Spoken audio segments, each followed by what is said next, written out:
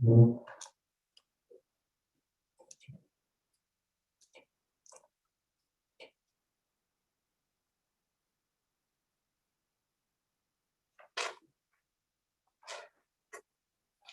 well. Are we streaming? Thank you. Call this regional council meeting to order.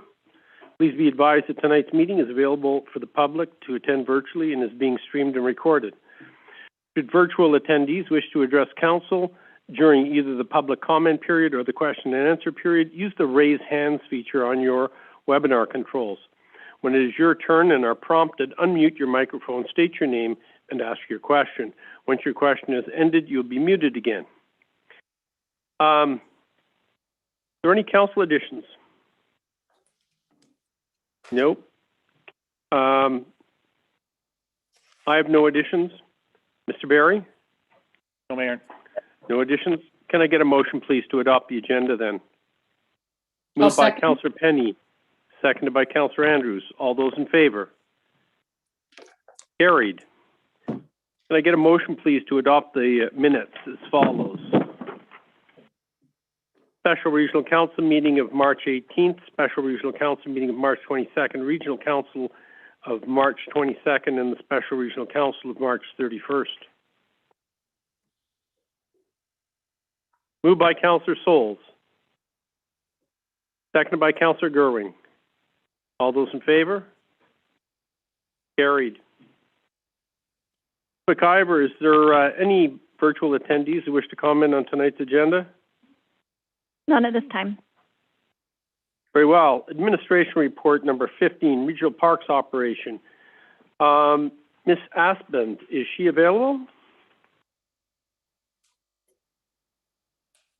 Oh, there she is. Good to see you. Hi. Thank you, Mayor and Council.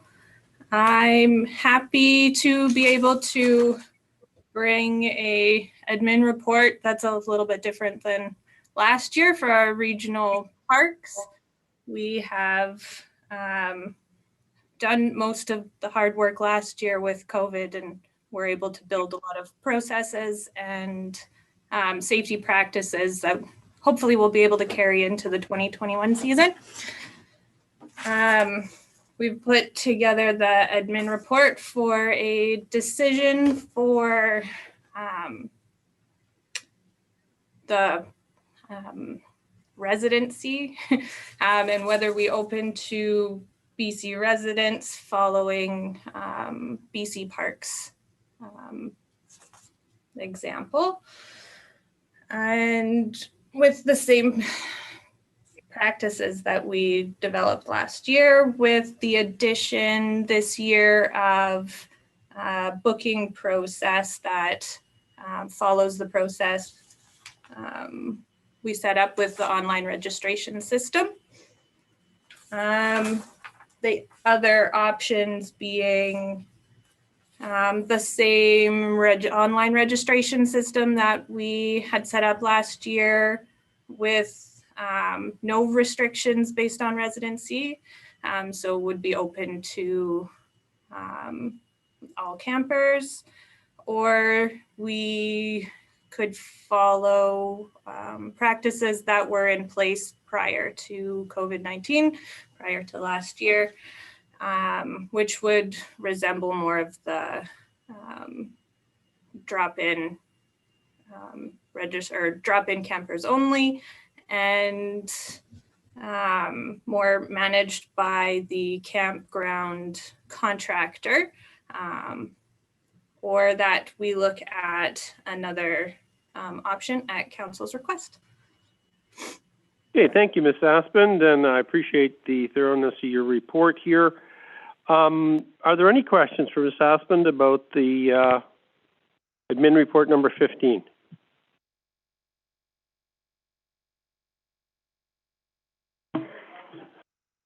Look, a very excellent report, not even a single question. In that case, I'm going to ask for a motion then. Would anyone like to make a motion? Councillor Penny. I'd make the motion that we go for option number 1. Very well. Any other comments, councillors? Hearing none, I'll call the question. All those in favor? Carried. Thank you very much. Thank you.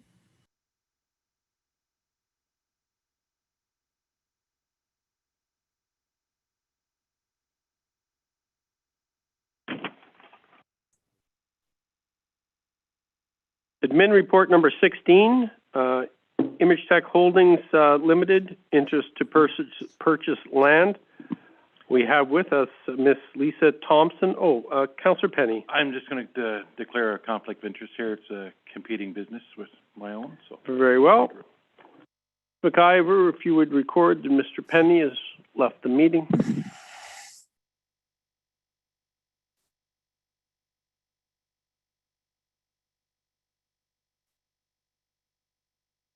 Thank you. So today, for admin report number 16, we have Miss Lisa Thompson, and she is new to us. She is our new regional planner. So welcome, Miss Thompson. I'm sure you know Councillor Gerwing, Councillor Souls, myself, Councillor Dolan that is on the screen, Councillor Roper, and Councillor Andrews.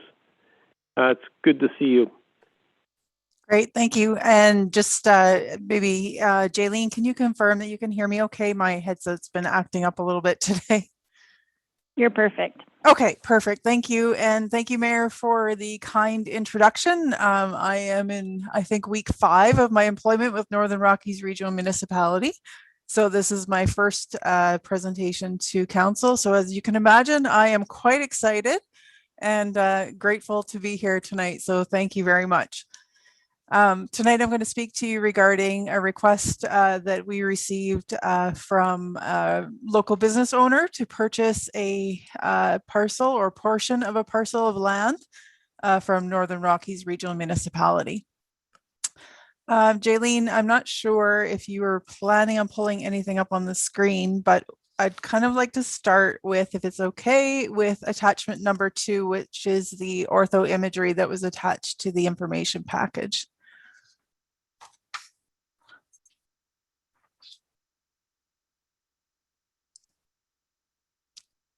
Great, thank you very much. Despite not having great eyesight, I am a very visual person. So, and I do appreciate that probably most of you are familiar with the layout of Fort Nelson. However, it's always good to have a good understanding of where we all are in the scheme of things. So imagine, if you will, you're in this vehicle on 55th Street traveling south. And unfortunately, your vehicle has stopped and you can no longer go any further. So you're gonna have to walk.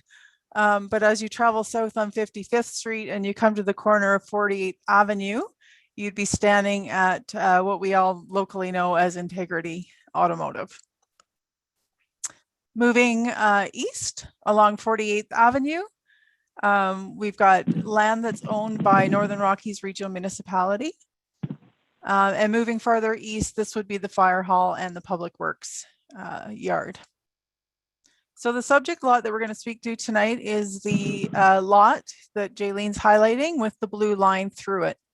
This lot is approximately 40 meters in width, and the blue line denotes the lot essentially split in half, which would be approximately 20 meters.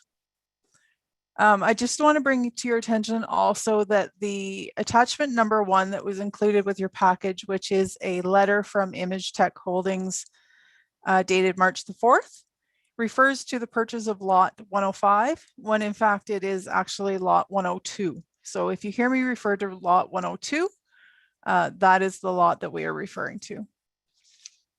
Thank you, Jaylene, for bringing that up. All right, so just on March 4th, 2021, as I mentioned, we did receive a letter from local business owner, Brent Monroe, who is doing business as Image Tech Holdings and doing business as OK Tire.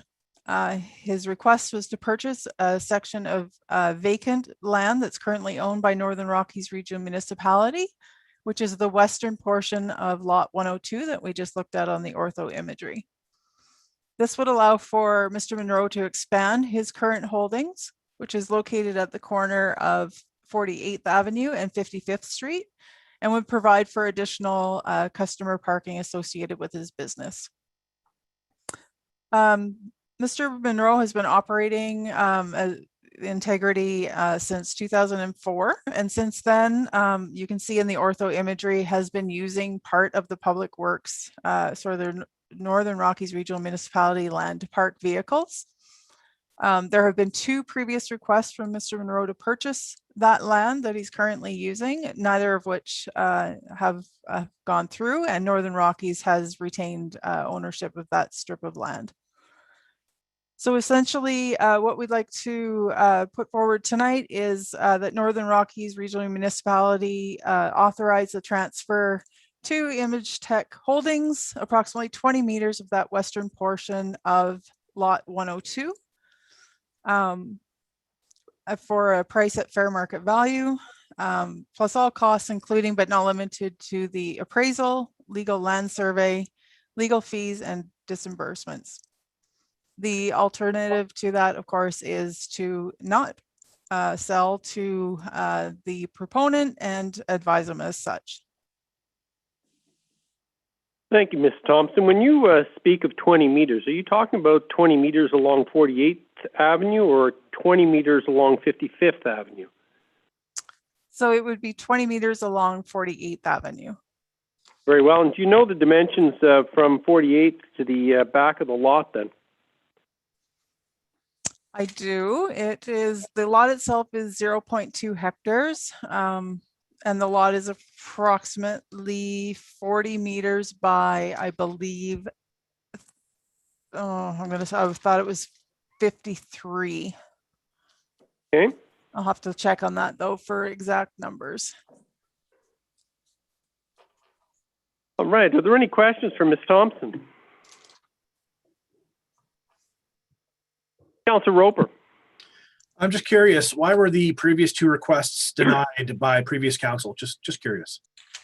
So the first request was made in 2008, and there was actually a council resolution, which I've referred to in the administration report. It's resolution 8108 for further reference. However, the town, it was actually the town of Fort Nelson Regional District at the time, determined that rather than selling, it would be better to offer a renewable lease, a 3-year renewable lease. And this would allow for Public Works to have some flexibility of whether or not, to determine what their future expansion plans may be or development plans may be without actually disposing of that land. The second request was made in 2010. And again, Northern Rockies Regional Municipality, at that time, Public Works Department was uncertain whether or not they were going to need that land for future development, and therefore recommended not to sell.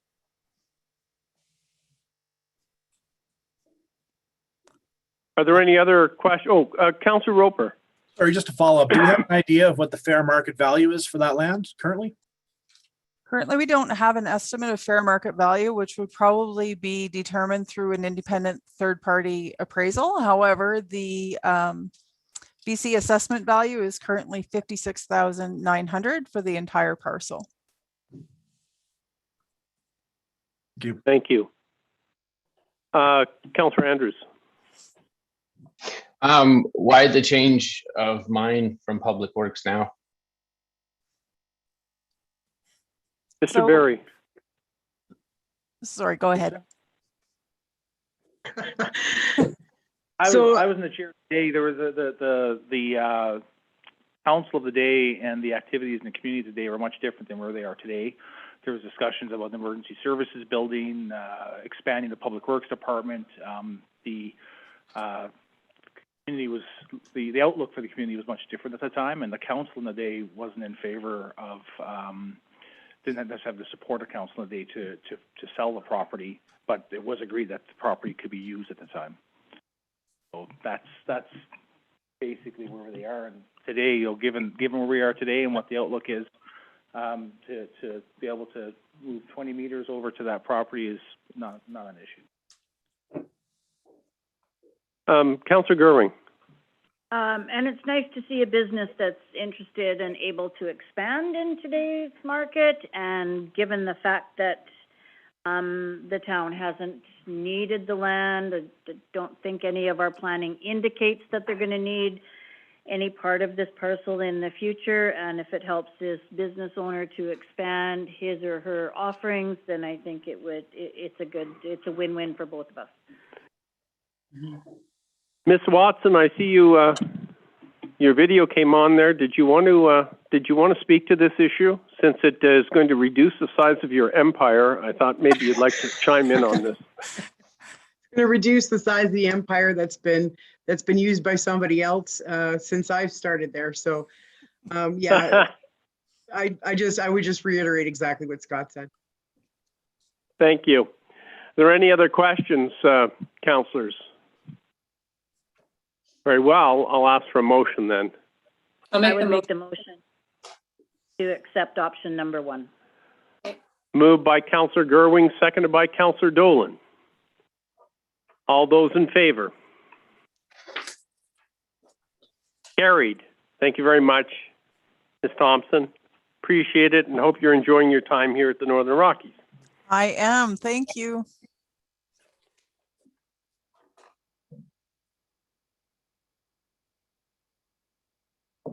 Welcome back, Councillor Penny.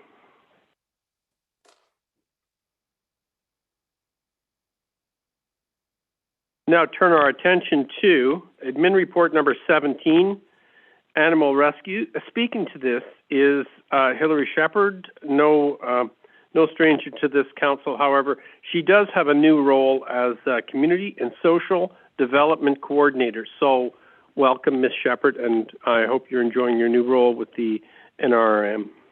Thank you. I am. Good evening, Mayor and Council. So can everybody hear me okay? Yeah. Yes. So before you have a report on the animal rescue, this originally came to Council when Takashi Animal Rescue announced that they were closing. The report for information is basically a summary of the current processes that are in place with the pound keeping, animal control, and the bylaw. The report identifies some knowledge gaps in the community regarding pet ownership requirements, and it also outlines some of the options that the BC SPCA is currently exploring to support the community. Additionally, I was in contact with the SPCA today, and they confirmed that they're still in conversation with various people in the community and that they hope to have a more solid plan about their support for Fort Nelson by the end of the month. Are there any questions for Ms. Shepherd?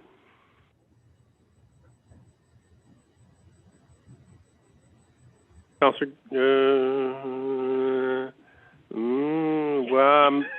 Ms. Shepherd, I want to compliment you on the report. I think it's very thorough, and I'm glad you've got your new position here.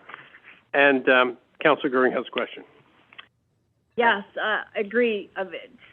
A great report. I love how you intersperse the options within the text. Some just gave some additional points to think about as I was reading it. So yes, a really, really well done report. Thank you very much. I've got major thoughts on this whole situation that we are in. I've got a few questions. I don't think I'm really clear on what, I guess I'll call it the pound. Like the amount that we pay, if I've done my math right, it's about $33,000 a year to the pound. And then when we look at the statistics, I don't think we're really utilizing the pound if I'm following the analysis that was presented in this thoroughly awesome report. So that was my one point, is that are we actually utilizing services that we're paying for? And then another thought that I had as I was reading the report is I wonder if the lack of calls that we're seeing, I mean, number one is to do with COVID, maybe. But also I wonder if it's the system that we have in place. So when you find yourself in the need of assistance, you know, you call the fire department, I think it's the number, and then you leave a message if it's off hours, and then hopefully somebody gets back to you. And then by then, could be that the situation is done. I know for myself, I don't call anymore. I'm just trying to find workarounds. So, and then the third part that I wanted to bring up is that maybe it's time that we had a bit more of a coordinated way, especially now that the SPCA is interested in perhaps coming into the communities to service the community, because we've got, you know, the pound piece over here, and we've got the piece that the town takes care of in terms of that's where you call for service. And then we've got the piece over here that's the actual animal control officer. And I don't know, maybe we could take the time to actually look into a more coordinated way of looking after public and animal welfare in the community. Thank you. Thank you, Councillor Gerwing, and I agree with you that, you know, when Ms. Shepherd mentioned that they were still going to, the SPCA may have further comment on this or be able to put together something later. I'm thinking I would like to see this come back later, see what the SPCA is bringing back, and maybe we can coordinate things like the pound, animal control, and do something in a more coordinated way to look after pets in the community from, you know, all the way from beginning to end, rather than have all these different agencies and different phone numbers and people not, you know, people doing different things. It's something that is more cost effective. I think we did have the statistic that there was only one animal or two animals that were put down, and maybe it was 2019, but since 2017. So you know, I think they're doing a good job, but I believe we pay for a service, and even if we don't have the animals staying out there, we still have to pay for the service at the pound. And I think that maybe that would be better if we could coordinate something with a Takashi-like service. If we're going to be paying for that, it may be able to pay for added services instead of just simply a fee-for-service where we're not getting the service. Councillor Andrews. Councillor Gerwing, did you say you don't call animal control because they don't deal with things? No, I didn't say they don't deal with it. I said I no longer call animal control. Maybe that's why nobody goes to the pound. People don't call animal control. Are there any other comments or questions for Ms. Shepherd? Councillor Souls. I do notice that the pound system goes back a long way, and it used to actually provide the functions that a group like Takashi's do, and so here we're paying an old system and not supporting the new one that took place of it. I was thinking that a reshuffling of how we view animal control from a monetary point of view would be in order, because the same thing will be existing when going forward. If you're partnering, if SPCA looks at partnering in a community in some way, there's going to be the need, the obvious need that was so well stated by Takashi is going to still be there at some level, and there's a lot of neutering to do and a lot of educating to do and a lot of work to do that doesn't fall really under the jurisdiction of the pound, and it actually results in not very many animals actually having a pound stay at all. So we're paying for a pound and not using it for its function. So we need to talk about restructuring. Councillor Gerwing. I absolutely agree, and I think that it would be really, really important to bring all of those people together to come up with a plan, because I think that the people that are operating the pound do great work, and they have so much knowledge, and they have a lot of expertise that they could lend to possible solutions. So moving forward, I would really like to see all those people at the table making the plan, and yeah, in conjunction with the NRM. So perhaps we would be looking for a motion here of the very last option here. Council may wish to have staff continue collaborating with the BCSPCA and veterinarians serving the community, so that we can see where the SPCA is going with their replacement to Cashies, and then bring this back so we can have a look at maybe the larger picture with them included at the table, as you pointed out, Councillor Gerwing.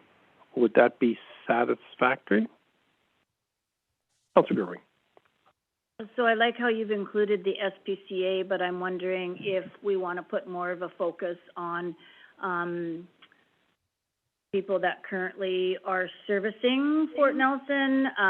They know the needs best. I don't know whether former management from Takashi's would be interested in bringing forth some, because she did send a letter with lots of suggestions. So I just think that maybe the first step would be to bring all the local players together with the SPCA and then come up with some. I think, if I understand correctly, the SPCA is not going to run this. What they're doing is they're assisting in setting this up for those local people. Ms. Shepherd, can you speak to that? What has SPCA said they are doing? So the SPCA was looking at the three options, and the one was an animal transfer program, and the second option, which would work with both other options, is to hire a local contractor, or if Takashi's was going to stay open, it would possibly be looking at a grant. But when I was first talking with them, they were thinking of approximately 10 hours a week contract for somebody to liaise between the pound, animal control, the city or the town, and the SPCA to look at transport of animals between the services. Okay, thank you.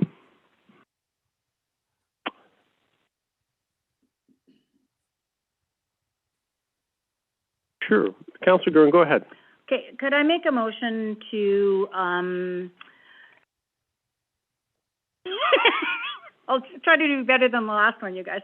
I'd like to make a motion that would see staff organize an opportunity for the current local service providers around animal control come together to seeking solutions in a more coordinated approach to animal control measures in the NRM or in Fort Nelson. I don't know. Thank you. I'd second that as long as I don't have to repeat it. All right. We have a motion by Councillor Gerwing. We have a seconder by Councillor Penny, who does not want to repeat the motion. All those in favor? Carried. Thank you. Thank you. Thank you, Ms. Shepherd, very much.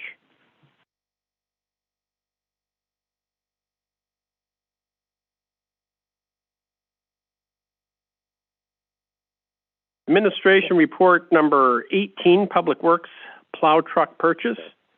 And we have with us today Mr. David Dominic from Public Works Administration Manager.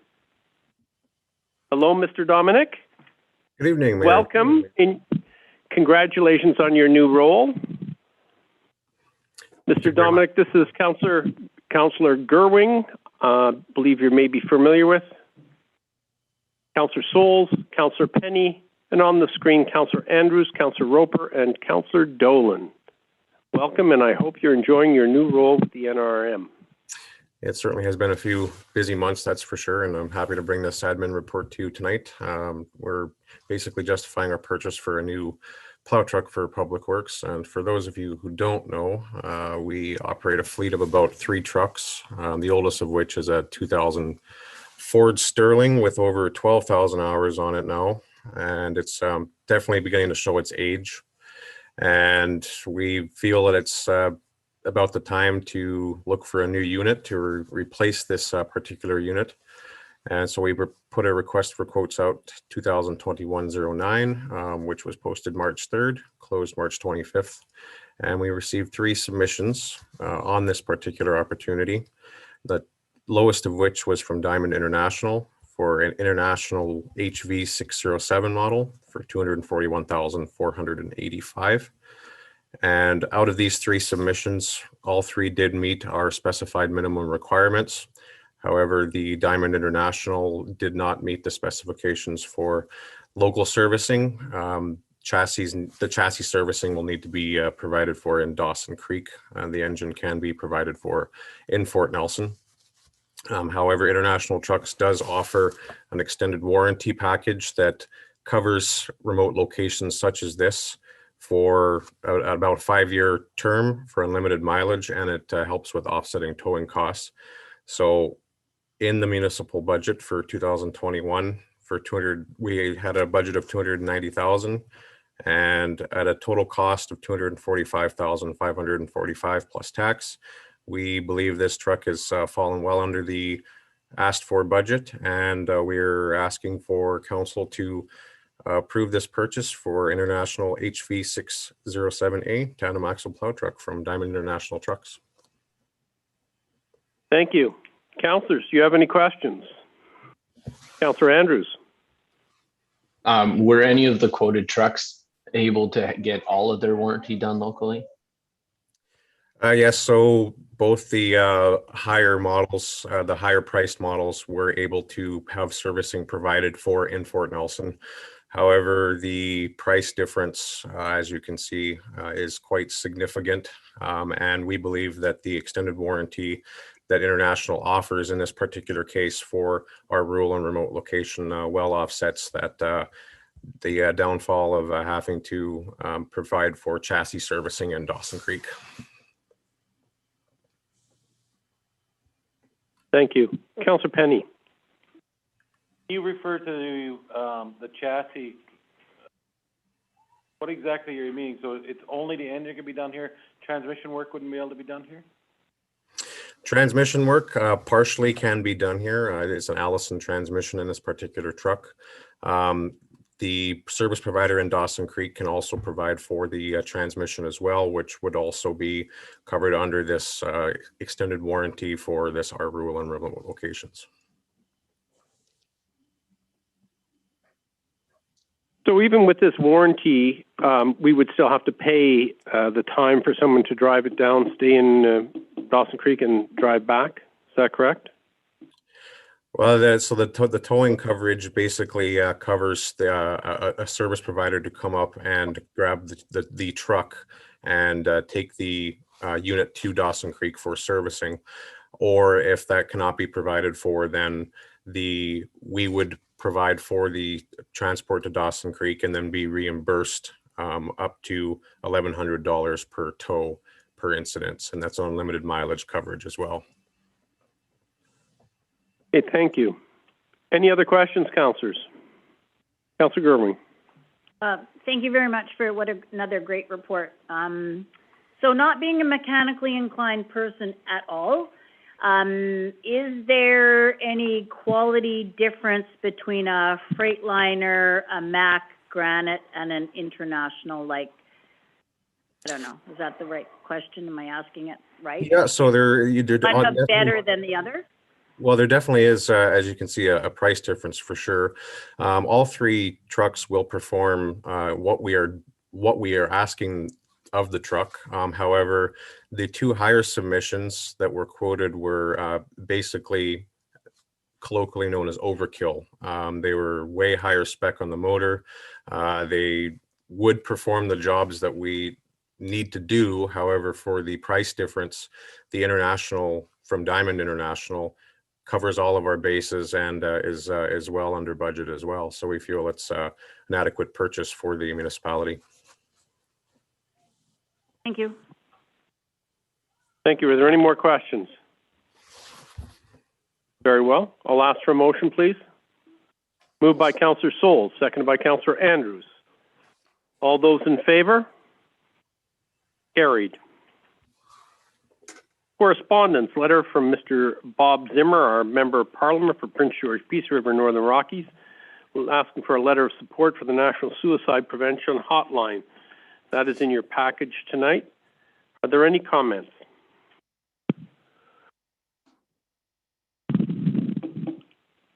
Very well.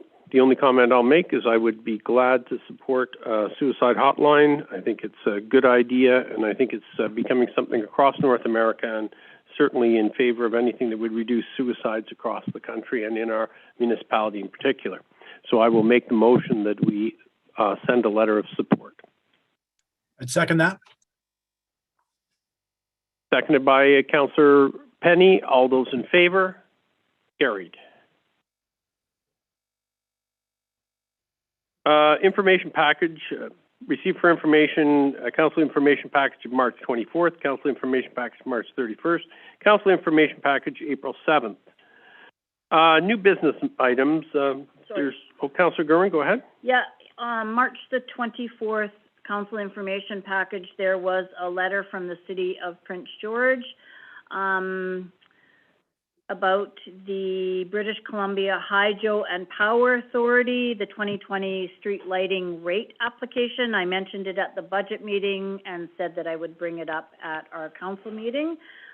So they included a letter that they respectfully request that the city's concerns be considered in the evaluation of BC Hydro's street lighting rate application.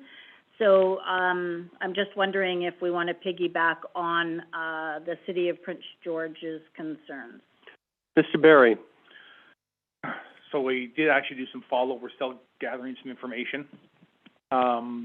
We actually have some information to provide to council, but I'm just waiting for one last piece from BC Hydro that Luann Public Works looking for. In a nutshell, what's occurred is that the lights that the street light program that BC Hydro has for our street light, or sorry, for their street lights, so the wooden pole lights, I guess I'll call it. So ones on the wooden poles, which we typically call lease lights. They're going to remove the HPS lights and install LED lights in their place. So high pressure sodium versus LEDs. What they're doing is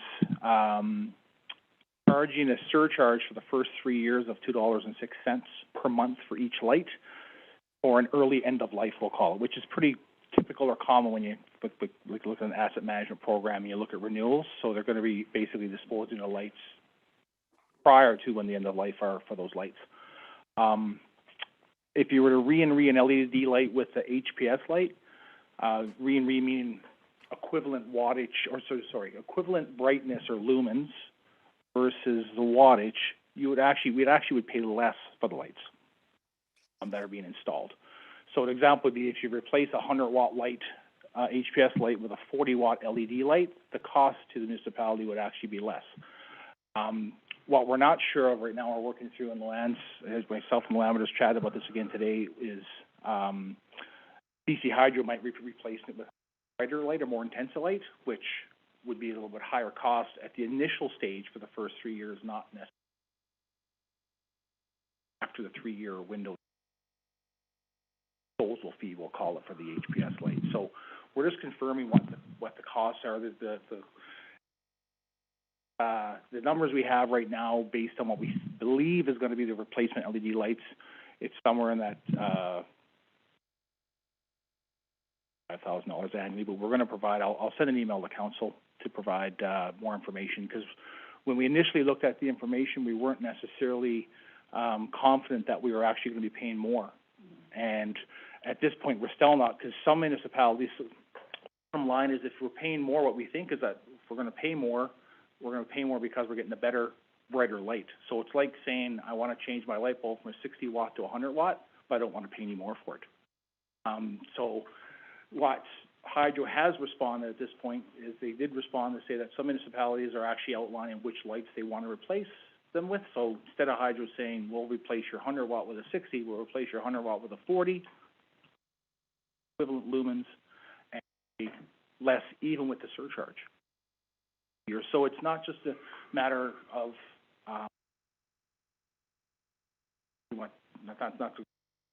we're just doing it. We just wanted to make guiding direction based on. We actually have a spreadsheet and stuff. We can get it out to you. Just the last bit today was that one last question that we just wanted to confirm what Hydro was doing versus we can request of councils, because the cost could be extra, but it could be based on an approved. So we'll just await that spreadsheet from administration to come back. Perfect. Okay. There's no additions by mayors, councillors, or CAO, so I will move on to rec statistics, and we've received that for information for March 2021. There's no questions on that. We'll move on. Are there any council reports? Councillor Gerwing. Yeah, so April the 7th, I attended the Linked Sectors Advisory Committee for BC Rural Health Centre, and there was a presentation around the Rural Health Hub by Dr. Pavlich, and he's got years of experience working in rural and remote BC and is very experienced with the development and deployment of new and emerging technologies in the interest of improving health outcomes for rural and First Nations BC residents. He presented information on a pilot project that has created a suite of supports for health professionals working in rural and remote BC. So using Zoom, physicians and healthcare workers can access doctors with specialized skills who can provide support as needed. The support doctors are on call specifically for this role, so they're not juggling a whole pile of different roles at the same time. The feedback has been extremely positive, with recent graduate physicians indicating that this type of support makes working in rural and remote BC more appealing. I was struck with how this project is another example that shows how important a stable internet connection and appropriate broadband capabilities is. Because if you don't have that, you can't access this project, and the project is designed for rural and remote BC, but if you don't have the appropriate internet or broadband, then you can't access the program. So, so it's a very exciting program, but it just was very striking that a lot of communities that don't have the technology to access the very program that's in place to support them. So that was interesting. If you want any information on that, I can probably get you a recording on the presentation if you're interested. April 7th, I attended the NCLGA Final Resolution Committee, and please remember to register for the NCLGA AGM taking place virtually in May. And April 8th, I attended the Chamber of Commerce Board meeting. Their AGM will be held April 22nd at 11 a.m. and the mayor is speaking at it, and Mr. Barry will be in attendance as well. They're currently engaged in arranging board governance training for that board. And April 9th, I attended the Community Health Plan Committee meeting, and discussions are taking place between the partners to continue to map out a future funding model for the work that this committee is doing. And it was a very frustrating meeting because of our internet issues here. It was extremely frustrating for those in attendance, and Mrs. McIver specifically, who was running back and forth trying to fix all of the problems. So, yeah, that's my report. Thanks. Are there any other reports? Very well. April 6th, with the Resource Municipalities Coalition, we had a meeting with Minister Bruce Ralston. It was good to meet him again, speak to him about some issues. This was primarily on mining and permitting and environmental issues concerning the permitting of mines and getting new mines off the ground. But I did have an opportunity at the end of that to speak about the geothermal announcement and our relationship with First Nations and the Orphan and Abandoned Oil Wells program that his ministry is running. So that was discussed, and it was, as I say, it was good to meet with them again. April 7th, Community Roundtable. One of the issues that was brought up was the need for a social worker, and the position has been vacant for some time. So we'll be looking into that and seeing if we can't do something about that issue. April 8th, met with Municipal Affairs Minister Josie Osborne with other mayors and chairs from around northern British Columbia. There was a whole wide-ranging thing about what was discussed, from COVID vaccines, immunization plans, etc. And that has been forwarded to all the council members as well. Timelines about dosages, etc. And we had Dr. Lavoie's presentation and invited the mayors and the regional district chairs. That was following the mayors and regional district chairs meeting. So that was good. Following that, we had on April 8th, Northern Health. That was attended by Colleen Nice, Kathy Ulrich, and Dr. Kim, who is the Chief Medical Officer for Northern British Columbia. I asked them in Northern British Columbia how many people were in intensive care that had already received the vaccine, and the answer came back, as far as they know, 0. So obviously the vaccines seem to be doing their job, so hopefully we won't have anybody hospitalized, although I am hearing that across the country there are some instances where people have received the vaccine and are hospitalized, but it's very few. Further, we had the rural crime meeting with Bob Zimmer and one of his colleagues from Parliament, along with actually 8 other members of Parliament and the inspector of Fort St. John's RCMP officer, Inspector Hansen, talk about rural crime and preventative measures. So I believe in the House of Commons they're going to be taking up issues of rural crime and what can be done about it, and that was the reason for the meeting, and that was it.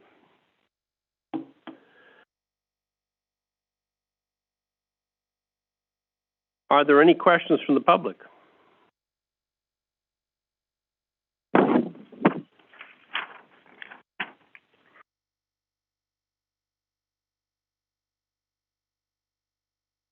Can I get a motion, please, to move to an in-camera meeting pursuant to Section 91A of the Community Charter?